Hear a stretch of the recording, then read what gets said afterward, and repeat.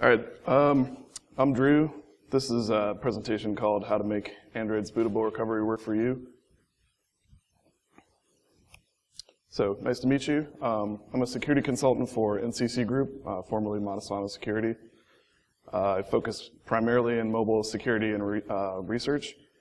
I've built Android firmware for 40 plus devices at this point. I'm part of the CyanogenMod project, port recovery and CM to new phones or phones that people hate. I also wrote and maintained the wiki for exploits and education on how to get started with Android. If you want to follow me on the internet, my cool guy handle is Ukanos. So what's this talk all about? I'm going to talk about why you need this, why you guys care. Talk a little bit about what bootable recovery is, what it does, what it doesn't do. We're going to learn how to map out a device that you've just either picked up off the shelf or that you have already and you're just curious to learn more about. Going to learn how to inspect some bootable firmware, and then we're going to talk about how you can flash some of these new images that you've created. So what is Android recovery? The stock recovery mode is a minimal bootable Linux environment that most, if not all, Android devices have. It provides tools to install new updates and repair a broken installation of Android. Used primarily to install signed OTA updates from your carrier or phone provider, and to reset the user data and cache partitions if you've made a mistake. Sometimes you have ADB access, which is the Android debug bridge, but for the most part, usually not, and it's a pretty useless tool outside of the two features I just mentioned. So custom recoveries, which is what we're going to be talking about today, provide root access and lots of useful binaries, and as you'll see, basically anything you want to have in there. It allows for easy backup of your essential firmware, so if you're experimenting, you start flashing things to your phone, it's always good to have a solid backup of this before you start messing around. And it provides a scriptable installation platform to install custom Android firmware, which makes this process a lot easier. So again, why is this significant? So custom recoveries provide a means to investigate, modify, and test new firmware. And in a lot of cases, it provides a vector to gain full control over a device. And as you can see here on the right, this is a custom recovery I built in the past. And very customizable, as you can see. So why do I need this? There's a lot of goals for this kind of software. Penetration testing, it's a great way to provide a way into a device that is not the running Android installation. So if you need to modify something and you want to do that without having to do it live, this is a good platform for that. It's a good way to gather data and do data forensics. And there'll be more on that towards the end of the presentation. It's also a great way to bypass security controls, because if you think about booting into a rooted Linux environment and the ability to mount any of Android's file systems read-write, there's a lot of potential for what you can do to remove a lock screen, for example, or anything that you might want to do like that. It's also very useful for Android testing and development, so if you're trying to port Android to a new phone, it's a good platform to test out your code and changes and roll back if what you've changed breaks things terribly. All right, so how do you make one? So the first thing we need to do is map out the device topology in full. You need the kernel source, and I'll get more into that later, but that's not always required, but you at least need the pre-built kernel from some existing boot image from the device. And then you need to build what's called an Android device configuration. And I'll show you how to do that as well. So bootable recovery.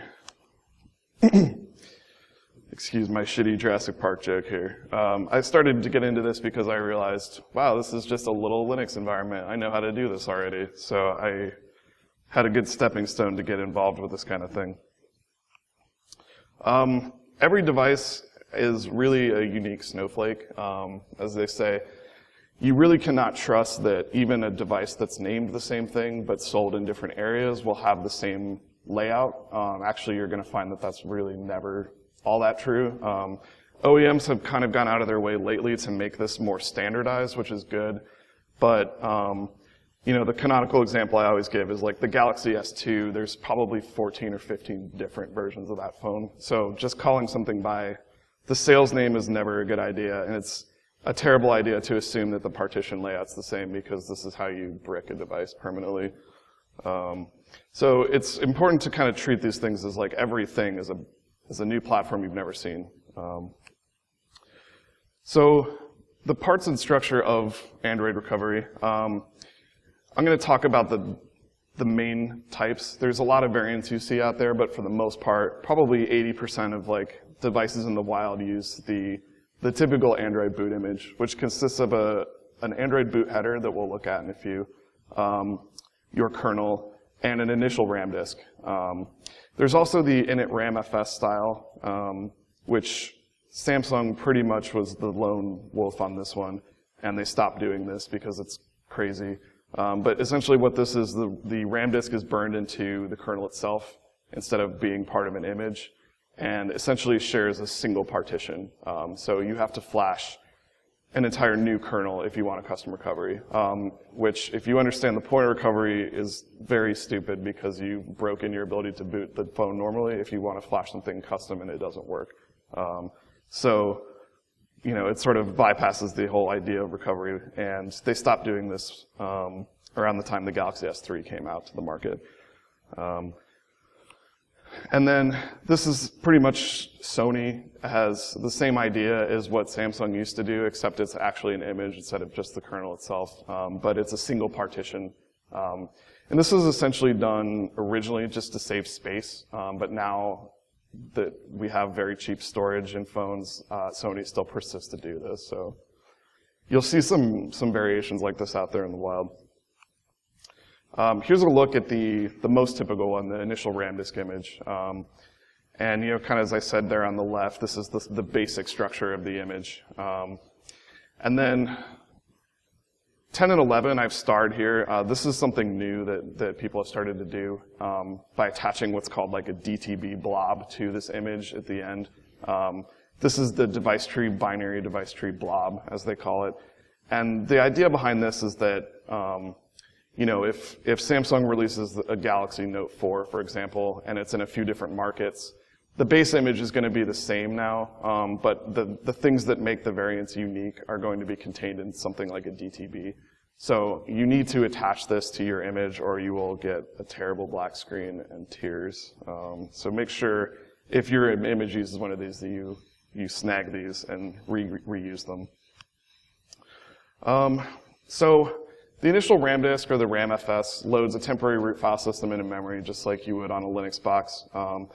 Files needed in here specific for recovery mode operations, so the recovery binary itself lives in here.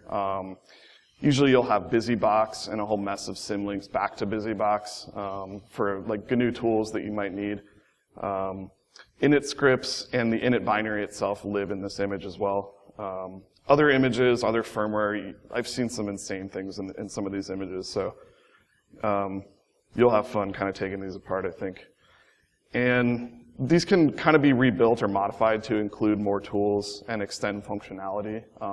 Typically, it's always better to compile one of these yourself, but in a lot of times, this is not realistic for a few reasons. A couple OEMs like Rockchip or like, not OEMs, like SOC providers like MediaTek and stuff like that are really slow at providing kernel source, or have like stupid dependencies like kernel objects that have to be loaded. So it gets a little tricky to kind of build your own, and it's sometimes easier to just modify what's existing there. But it's kind of hacky, so we avoid that whenever possible. The other files you'll find in here, everything below and including Jelly Bean 422 uses a file called recovery.fstab. And if you've ever worked with like an etc fstab file in Linux, it's essentially the exact same idea. It just maps the block devices and their file systems to mount points in the environment. This typically lives in the etc or the res folder in the RAM disk. Modern devices, and pretty much everything from Jelly Bean 4.3 and above, this nomenclature has changed slightly now to be fstab.platform. So for example, like .qualcomm or MSM8974 for that particular Snapdragon stock. Essentially the exact same idea. The mapping order is different though, so be careful with that because otherwise you'll get no file systems. So let's learn how to map out a device. The things you'll need to do this, the stock firmware, either the boot image or the recovery image, there's tons of places you can get this stuff online. There's sites dedicated to specific OEMs like Samsung, HTC, Motorola, stuff like that, where you can just get the base image for your device out there.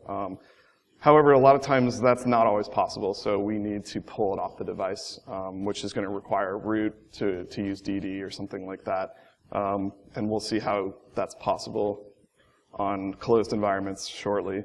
The use is basically like troubleshooting and recon. Like this is a great way to learn how your device works by pulling the stock firmware and just looking at the setup of it. And it gives you a lot of clues into how the device is built and the topology of it. I mentioned kernel source a little earlier. This is essential if you have like an init ramfs style because you have to rebuild the kernel in order to modify it. It's also really useful for making things smaller. So older devices really, there was not a big eye towards the bootable recovery environment on older devices, and space was limited. So you're going to run into a situation where to make anything useful, a lot of times, like you're going to have to trim down space in order to make it fit in the partition. So this is not really a problem with modern devices in the last few years because you'll see like 20 meg now associated to it, but I've gotten things to fit on like 3.5 meg before. So having the kernel source is great to chop out a bunch of crap you don't need in order to make all the stuff you do want fit properly in the image. And of course, you can modify the kernel to do anything you'd like in this case if you have the source. So that's useful for some purposes. We're going to look at the system build.prop file. So it lives in the normal Android system environment. It contains lots of parameters for setting various options within the operating system. For the purposes of this talk, we specifically want the board codename. And I mentioned before, like the sales name of device is a terrible way to define it because it doesn't really it doesn't really like specifically assign it to a particular thing. But the codename, the board codename will. So we can't really call this a Galaxy S2 anymore. We have to go by like what the actual code name is because that will be the specific partition layout and variant that we need. So this can be obtained from the system file, the system build.prop file. These two files, the proc.eMMC or proc.mtd, depending on the storage type you have, these don't always exist, but they're really nice if they do because this is a direct mapping of what the partition is and what's supposed to live on there. So that can save you a lot of guesswork and time. And then we'll look at the proc partitions file, specifically to get a list of all the partitions on the device, but also the sizes of them, which is going to be very important for building your own image here. And then this is more rare today to even find a config.gz, but this is useful for pulling the exact def config that was used to compile the kernel for this image. If you can't find this, you can usually find the kernel source out there depending on the OEM, but you'll run into things like HTC just strips out all the comments before they post the kernel source, so it's like a total pain in the ass to work with. So it's a little easier to kind of source these things differently sometimes. All right, so where do you find all this stuff? Let's look at how we're going to take apart some firmware here. So here's this is an image from the Droid DNA, I believe. And you can see I've bolded the interesting parts here. This is the Android boot header I mentioned earlier. This defines that this is an Android boot image. And then further down, the other bolded part, this is the kernel command line. This is passed in at boot time to the kernel that sets various options. Here we've got a serial interface that's set up, and a user debug profile is set with a specific integer here. So a lot of times, this is very important to put in your image, because if you don't, it's not going to boot, or it's going to boot in a weird state, or just not provide what you need. So this is something else that's important to note on the source image you have, and then you should replicate this in your build as well. So there's various tools for this kind of thing that exist. Unpack boot image is pretty brittle and it's older at this point, and it only works on initial ramdisk images.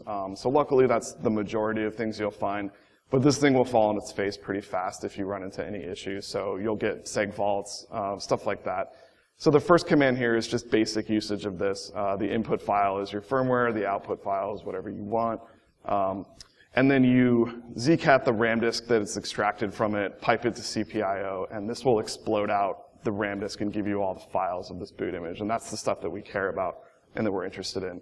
The more modern tool is MakeBoot. This one is very well maintained and supports lots of image types. And this is also much easier to use. So the second below there is the sample usage for MakeBoot. And all of these will be provided as like references at the end, so you can go find these tools online. Additionally, the unpack init ramfs is specifically for the Samsung case I mentioned earlier, where you just have a Z image and you need to pull files out of that.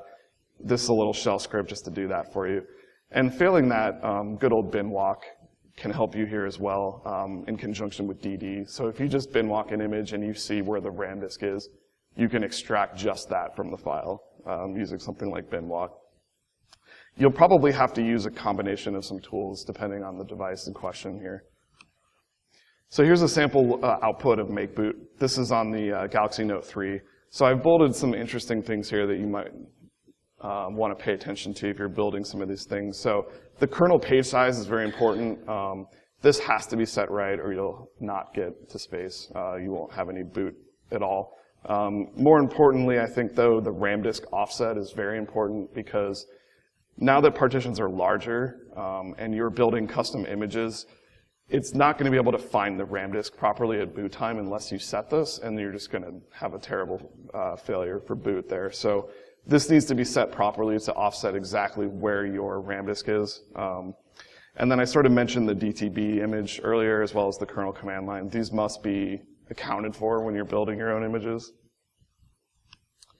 So our goal is to get the ramdisk and a working pre-built kernel.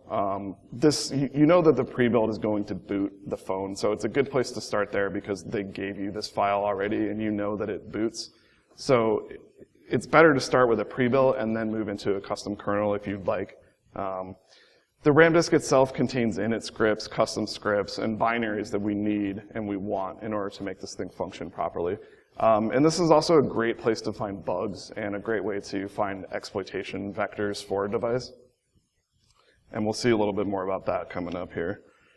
So why are these init scripts so important?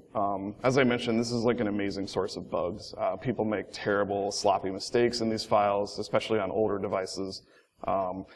You know, some of these hilarious like 90s Unix bugs are back, like symlink attacks, way overly permissive files, exposed debug functionality, all sorts of stuff like that. And it also contains the services and the parameters for init for certain things that need to run properly. So sometimes you kind of have to account for these things.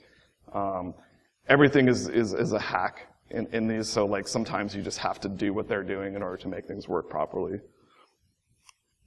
So we're going to look at a couple examples here of like some failures in init scripts and how these things can help you root a device or find other exploitation vectors. So these are reprinted, of course, with kind permission from my friend John Sawyer, JCase, in the Android world. And these particular ones have been patched already, so I'm comfortable sharing these with you. But so here we can see basically a directory is created with far too permissive permissions, as well as a file mid.txt within that directory is 777, so this is world readable, writable, executable. So what can we do with something like this? So we push our root exploit to the device because data local writes is 777, so we have access to write to the data file system, which we should not have as a normal user. And now we're going to back up mid.txt, which already exists, because again, we have control of this file because it's 777. And then we're going to symlink a handy little tool called uEventHelper in the kernel to this file mid.txt. So further down, now that we've symlinked this, we're going to echo our root exploit to this file. And basically what happens is that U-event helper, when it executes, happens in the context of a root in the kernel. And so now we've executed our exploit, and now we have root on the device. So, one example of two permissive permissions kind of biting us in the ass here. We'll look at another one that's also been patched, this time courtesy of HTC. We have a recovery directory, again, created 777 in the data directory. We also have a log file that we control because it's 666. We have world read and write on this file. So in this example, again, we can go to this directory as a normal shell user. We can delete the existing log file that exists. Now we're going to do a different style of attack. We're going to link data local.prop. And so earlier when I mentioned system build.prop, this is like parameters that Android understands that you can pass to it that set various options. There's an ability to sort of override or supplement the system version with one in data. So this is usually like a local.prop, so things can be set in this file here. So in this particular case, we're going to reboot to recovery to do this attack. We see our file here. We're going to echo the string ro.kernel.qemu equals 1 to this file. And basically what this tells ADB is that we're running in an emulator, and that ADB should, of course, just reboot as root, because we need that kind of control in the emulator. So we can cause an ADB reboot. It sees that it's in emulator mode now, supposedly, and now we have a temporary root shell in recovery, so that you can do a more permanent and persistent root via a method like this. So these are things that OEMs have figured out, like maybe we shouldn't do these things anymore. So you don't see a lot of these, but this stuff is still alive and well out there, and you can find it. And they've done things like improve init. They've done things like improve the ability for it to follow symlink. So they've added some protections to this, but these are wildly inconsistent, and you can still find stuff like this all the time. So what else in the ramdisk is interesting here? So watchdog daemons, this is something that sort of needs to bark at the kernel at certain intervals, so like 30 seconds. I've seen up to like 10 minutes before, where if this does not happen, it just pulls the carpet out from under you and the kernel just reboots the device. So if you're doing something important and this happens to you, it's not going to be good. So if you see something like this in your stock image that you're taking apart, you have to account for this in your image, or it's going to be terrible for you. There's also some necessary kernel objects. Sometime I sort of alluded to that with like the Rockchip example, but Rockchip has done some insane things like try and wedge ext4 on top of like an MTD flash device, which just doesn't work. So they have to write their own flash translation layer. And therefore, they have these proprietary kernel objects that have to be loaded at boot, or you just don't see any storage whatsoever. So things like that, you have to fudge version magic if you're building your own kernel. It's a little easier to just use what they've given you in that case and just hack it up. Sometimes you'll run into some standalone binaries in the ramdisk that are useful for operation or even required. And then you'll see some special commands, some debug functionality like that exposed in the ramdisk. So it's a good place to learn about potential ways into a device. So what if I can't figure these things out? This happens. Sometimes you just have a really tough device to look at. If you're lacking the firmware, you can kind of just do this by hand with a dumb shell user with ADB shell. The output of mount will help you at least identify a few key partitions. And then you can look at the sizes in proc partitions and sort of make educated guesses on where things are. So if you have a partition that's 2 gig, this is not going to be a boot firmware. So we can safely ignore this one. So you're looking for stuff in the range of 5 to 20 megabytes. And you can sort of pull images and just look at them and see, okay, yeah, this is what I need, or no, this is crap, or whatever. We'll talk about building the recovery here.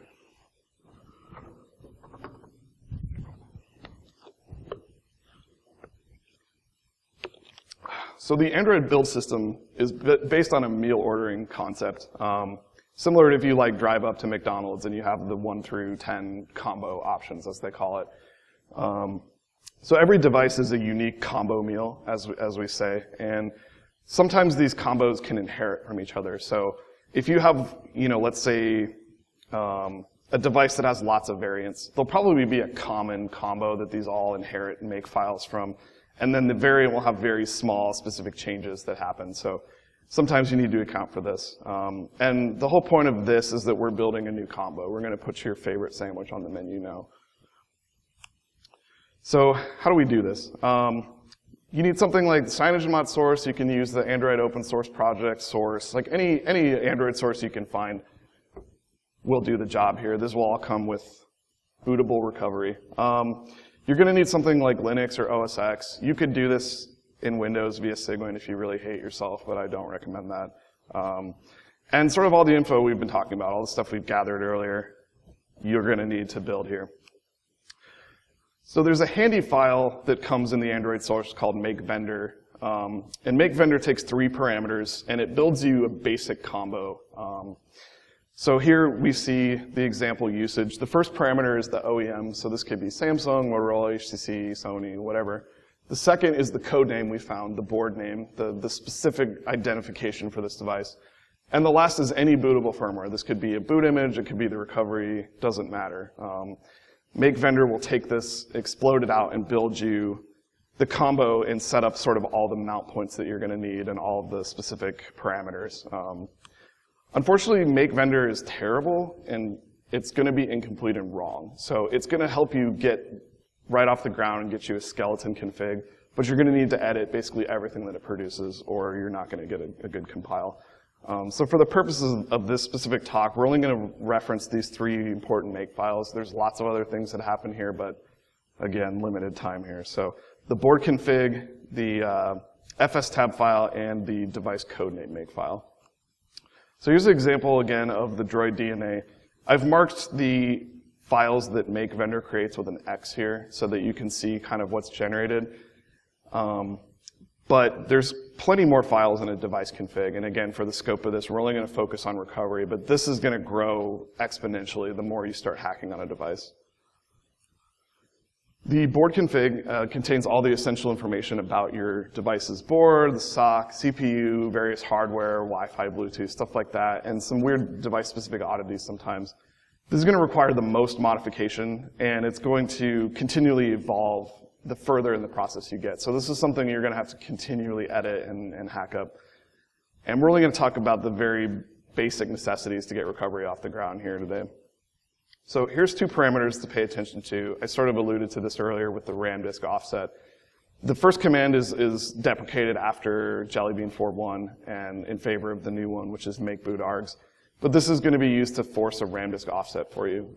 So this is important now when devices ship with larger partitions. You're going to have to account for these things. And this is how you set that offset in that file. The device codename itself contains instructions on where applications are and where they should be put in your output. So if you have to account for a watchdog daemon or some other file that's included in the stock recovery, this will map where it is in your combo config and where it needs to live in the compiled image when you're done.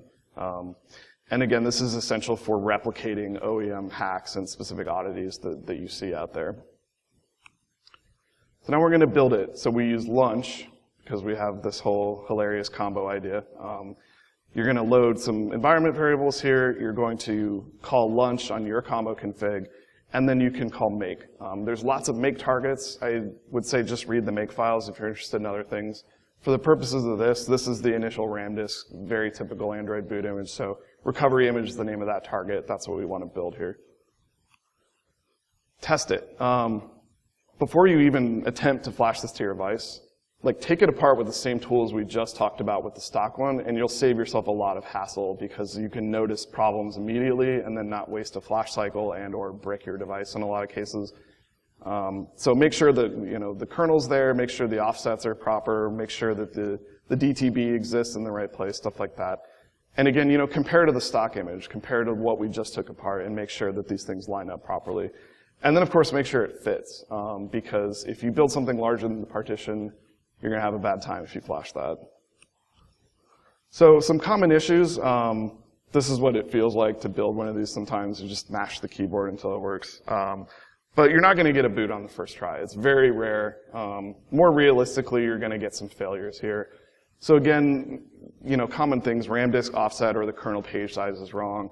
you have a wrong init binary, you have the wrong init scripts, you're not emulating some weird OEM hack properly, or like the DTB file is wrong or missing, things like that. These are common things. If these don't work, it gets a little bit more hacky, but again, sort of outside of the scope of this talk. So now we want to flash it. Once we're ready to boot it, we've verified everything looks legit. There's some common methods to do this, and sort of this is where this talk sort of gets more interesting in the sense that, some of you are probably saying, well, yeah, these things are locked.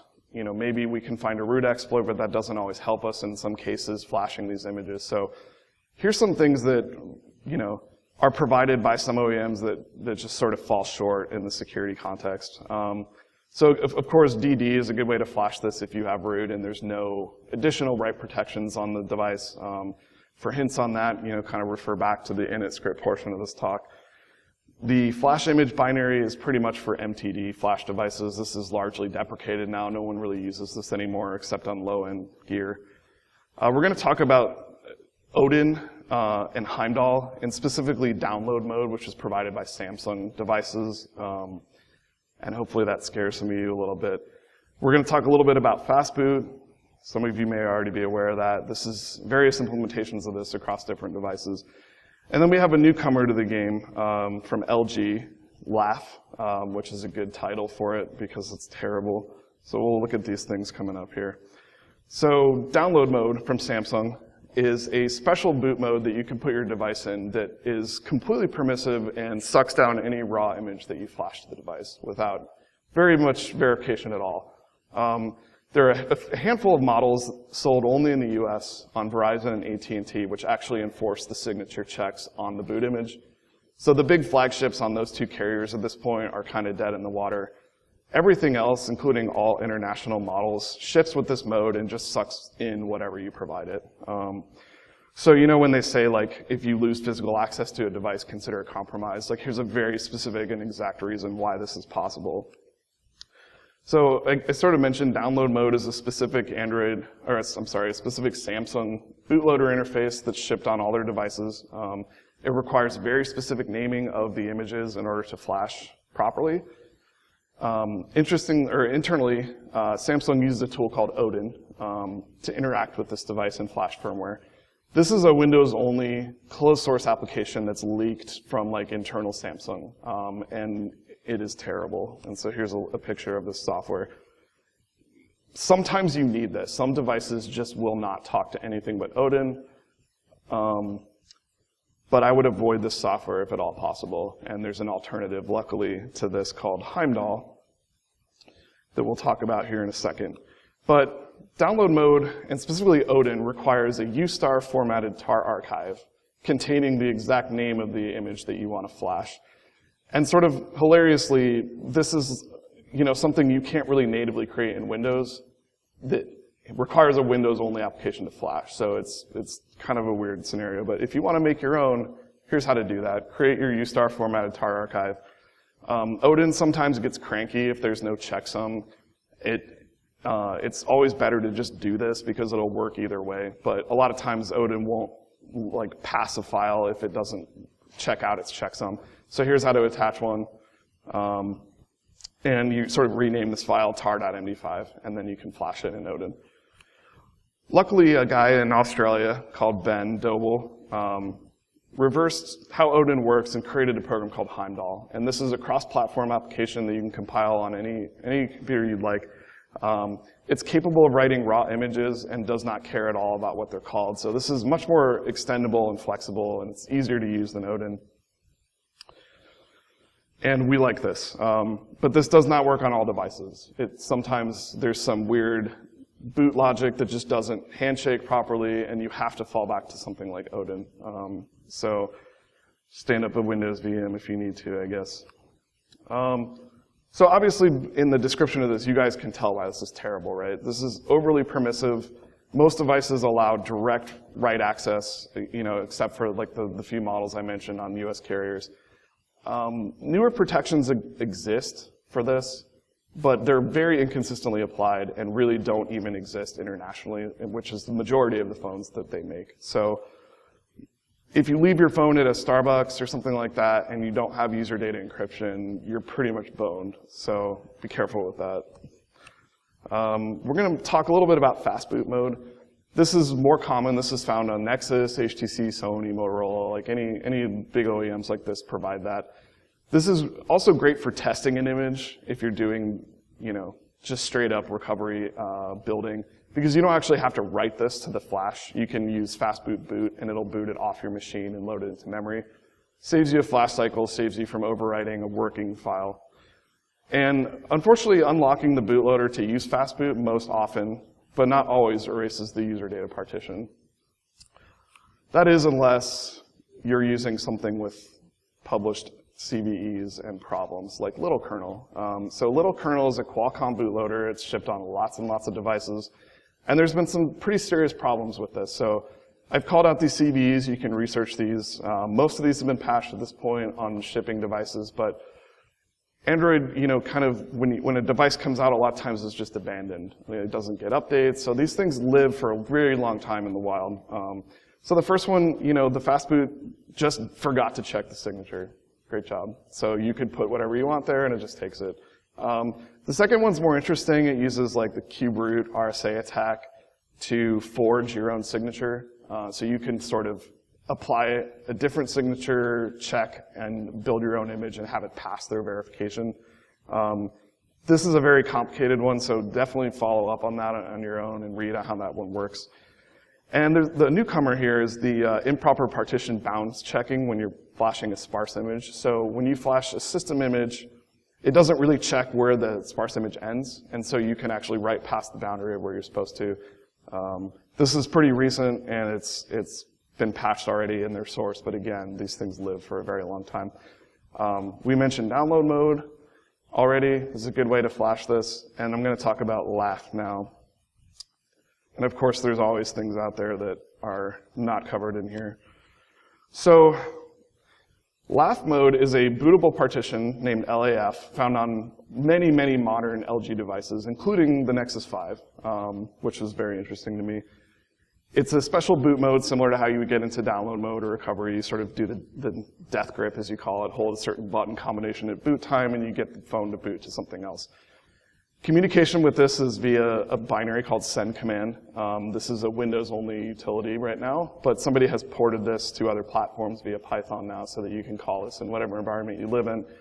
And this is essentially like a backdoor. It's like it drops you into a root shell if you send command the COM port that the device is plugged into. So here's an example of this happening on the Nexus 5.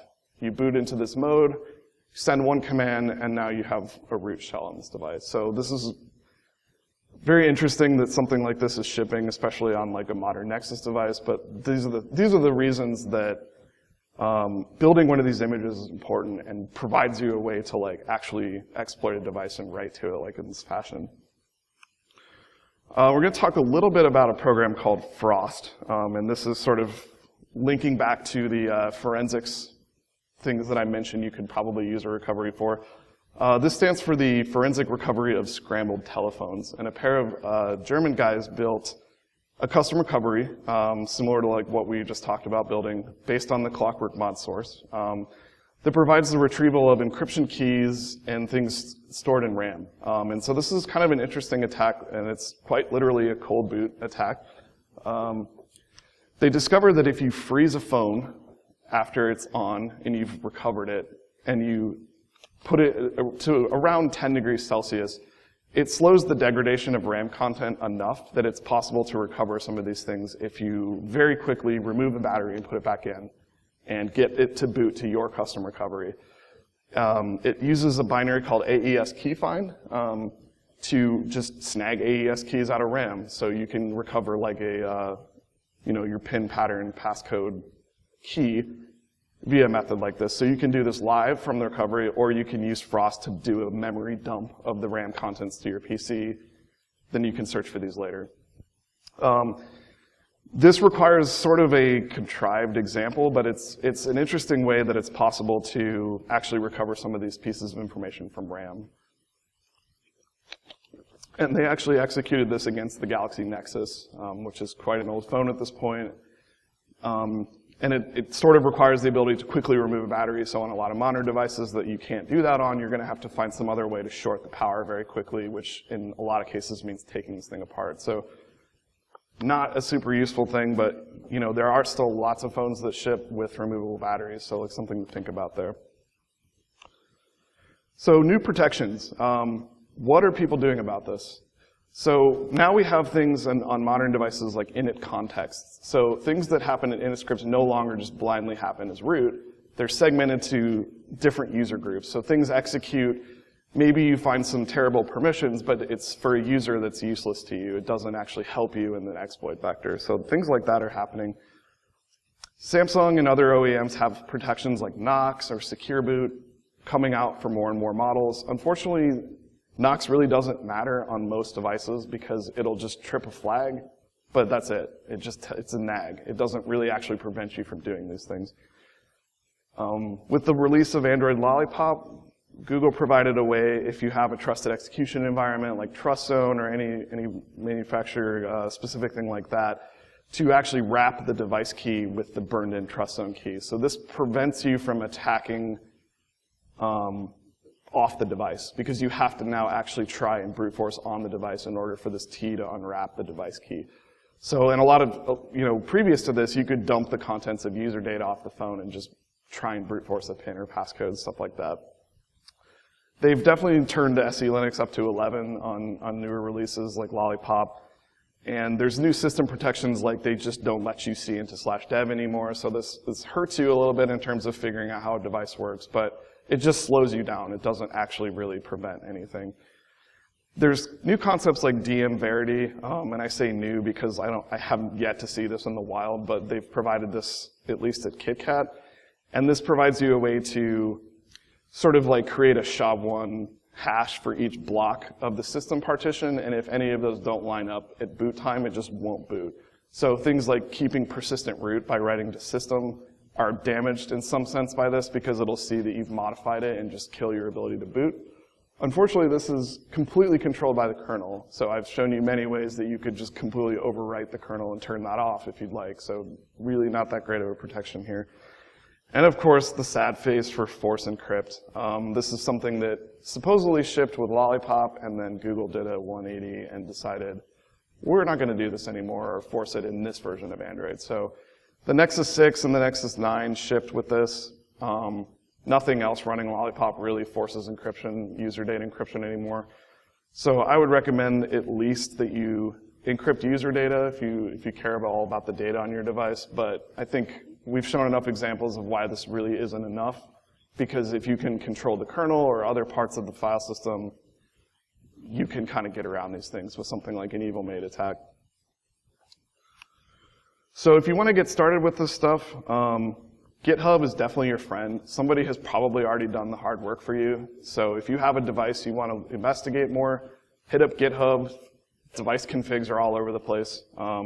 Again, many sites host stock firmware for Android devices. Like Sam Firmware is a great one to pull down stock Samsung OEM builds. XDA developers, of course, there's lots of stock builds out there for different devices you have. You can pull those down there. You need to set up your build environment. I put a great guide out there on the CM Wiki that has like a step-by-step on how to get started with this. This is applicable to more than CyanogenMod, so this works with any source you want if you want to build whatever.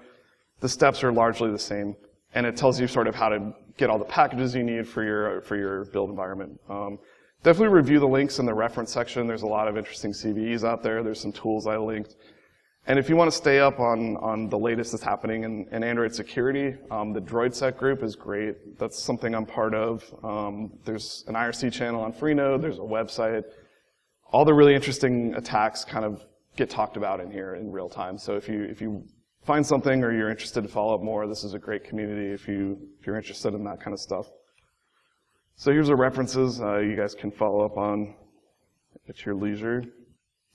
So I just wanted to thank Circle City Con for having me and providing this platform to talk about these things.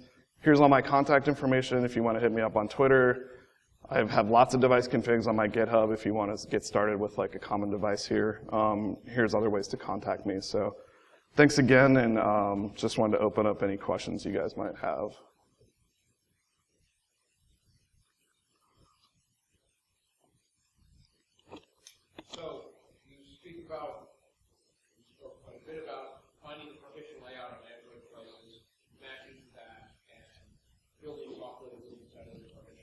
Mm-hmm.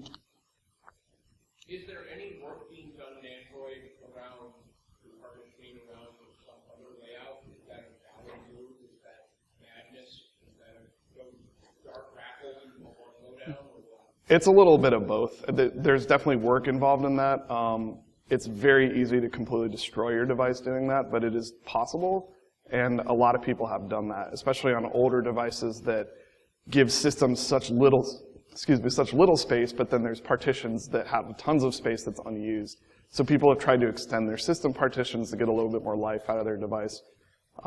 This is very dangerous, but it is definitely possible. And I think most people shy away from it because if you make a mistake, there's really no way to recover from that. So there's not really a lower level mode that can help you in a lot of cases fix that. On some devices, there's something called, on some Qualcomm devices, QPST is a way to communicate with the SOC at a very, very low level, but it's not a release tool, so it's something that's just in the internet and doesn't really have instructions or files to help you recover a lot of times. So yes, definitely people have done this, but it's pretty dangerous, so I would avoid that unless you don't care what happens to the phone or tablet. Anything else? Feel free to actually also afterwards to stop and if you have any questions, but thanks again, guys.